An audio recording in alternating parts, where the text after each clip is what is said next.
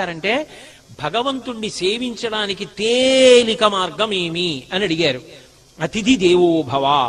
ఇంటికి అతిథిని నేను ఆహ్వానిస్తే వస్తే అతిథి, నేను పిలవకుండా వస్తే అభ్యాగతి. పరమ ఉత్తముడు, తనని నమ్ముకున్నటువంటి పరమ భాగవతోత్తముడు ఎవరుంటాడో అటువంటి భక్తుడి రూపంలో ఇంటికొస్తాడు. ఊరక రారు మహాత్ములు వా రథముల ఇండ్ల కడకు వచ్చుటలెల్లను కారణము మంగళములకు, నీ వచ్చుట శుభము మాకు నిజము మహాత్మా అంటాడు.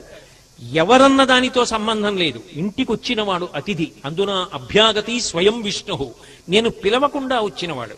అది ఏ ప్రాణైనా కావచ్చు, కుక్క రూపంలో రావచ్చు, ఆవు రూపంలో రావచ్చు, ఓ పంది రూపంలో రావచ్చు.